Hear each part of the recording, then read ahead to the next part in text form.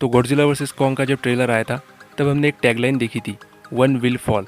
मतलब इन दोनों टाइटन्स के बीच में एक घमासान लड़ाई होगी और उनमें से कोई एक ही जीतेगा।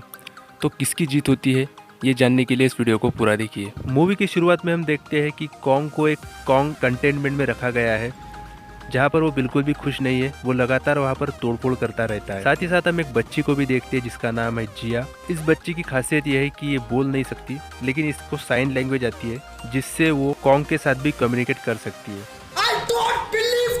पर वो कम्युनिकेट कर सकती है। वहाँ पर एक साइंटिस्ट है जो कॉन्ग पर रिसर्च कर रही थी जिसका नाम है इलेन एंड्रयू। उसी ने इस बच्ची को अडॉप्ट किया था। दूसरी तरफ हम देखते हैं एपेक्स साइबरट्रॉनिक्स जो कि एक कंपनी है जो टाइटन्स पर रिसर्च करती थी। वहाँ पर एक साइंटिस्ट काम करता था जिसका नाम था बर्नी। अब बर्नी यहाँ पर काम भी करता था और साथ ही साथ एक पॉडकास्ट भी चलाता था जिसमें वो टाइटन्स की सच्चाई के बारे में दुनिया को बताता था। लेकिन इसके बारे में एपेक्स वालों को कुछ भी पता नहीं था क्योंकि बर्नी बिल्कुल ब्लाइंडली काम कर रहा था। लेकिन बर्नी को लगता था कि एपेक्स के अंदर कुछ ऐसा गड़बड़ी वाला काम चल रहा है जिसको वहाँ पर छुपाने की कोशिश करी जा रही है, इसलिए वो उसको खोजने के पीछे लगा था।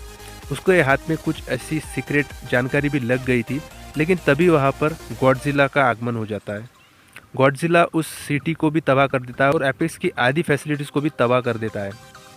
पर वहाँ पर बर्नी को कुछ ऐसा दिखाई देता है जो उसने इससे पहले कभी नहीं देखा था। बर्नी इस चीज़ के बारे में भी अपने पॉडकास्ट में बताता है। फिर हम देखते हैं एक लड़की जिसका नाम था मैडिसन। वो बर्नी के पॉडकास्ट रेगुलरली सुनती थी और वो गॉडजिला की खबरों को लेकर काफ़ी ज़्यादा पैशनेट थी।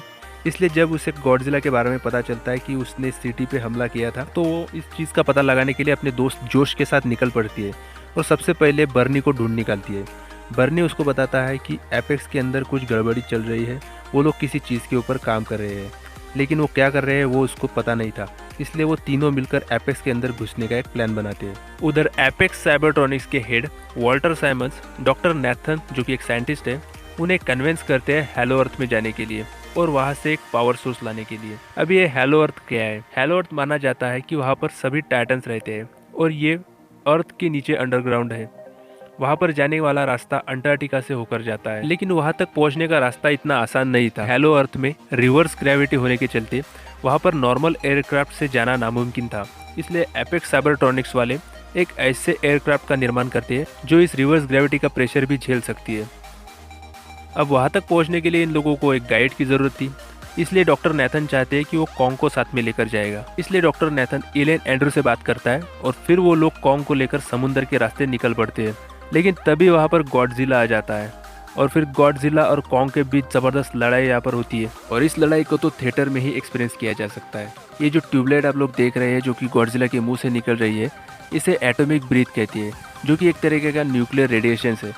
इसे अगर कोई छू भी ले तो उसका ऊपर का टिकट कटना तो पक्का है। इसलिए गॉडजिला सबसे ज़्यादा पावरफुल है। और अगर हम कंपैरिजन कर ले कॉन्ग और गॉडजिला के बीच में तो इसमें भी गॉडजिला काफ़ी ऊपर आ जाता है कॉन्ग के मुकाबले। इसलिए कॉन्ग और ह्यूमंस दोनों मिलकर भी गॉडजिला को हरा नहीं पाते। गॉडजिला की तरफ से भी अच्छी पिटाई दी जाती है कॉन्ग को और कॉन्ग बिल्कुल गिर जाता है। गॉडजिला कॉन्ग को पूरी तरीके से खत्म ना कर दे, इसलिए ह्यूमन से दिखावा करते हैं कि वो सब लोग मर चुके हैं। गॉडजिला को लगता है कि सब तो डिस्ट्रॉय हो चुका है, कॉन्ग भी मर चुका होगा, इसलिए वो वहाँ से चला जाता है। इधर बर्नी, मेडिसन और जोश एपेक्स की फैसिलिटी में घुस जाते हैं क्योंकि वहाँ पर बहुत टाइट सिक्योरिटी थी। वहाँ पर ये तीनों एक कंपार्टमेंट में जाते हैं और कंपार्टमेंट में जैसे ये जाते हैं उसके दरवाजे अपने आप बंद हो जाते हैं। वहाँ पर वो लोग देखते हैं स्कल क्रैवलर्स के एग्स। वो किस लिए वहाँ पर रखे हैं ये इन लोगों को पता नहीं चलता। इससे पहले कि वो लोग वहाँ से भागने की कोशिश करें, उस पूरे कंपार्टमेंट को एक टनल के जरिए हांगकांग पहुँचाया जाता है। यानी कि अब ये तीनों हांगकांग पहुँच चुके हैं। वहाँ पर उस कंपार्टमेंट के गेट्स खुलते हैं तो ये तीनों बाहर आ जाते हैं।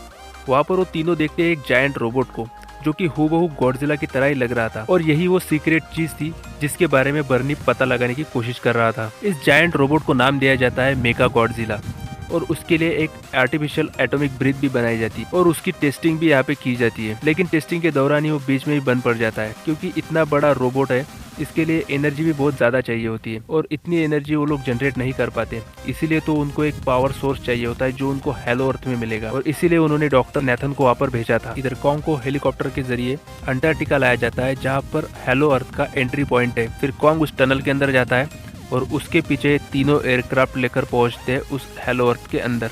हेलो अर्थ में कई सारे छोटे बड़े क्रिएचर्स होते हैं, जिनमें से एक क्रिएचर होता है जो कि ड्रैगन की तरह नज़र आता है। वो एक एयरक्राफ्ट को तबाह कर देता है और उसके बाद वो नेथन के एयरक्राफ्ट को भी ख़त्म करने वाला होता है लेकिन तभी वहाँ पर कॉन्ग आकर उन्हें बचा लेता है।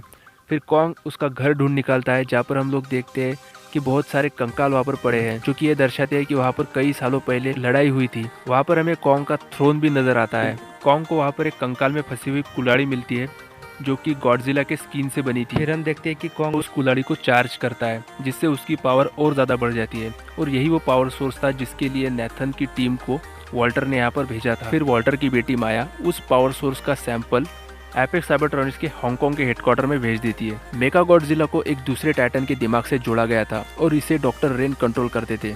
ये सब एक दूसरे से सैटेलाइट के जरिए जोड़ा गया था।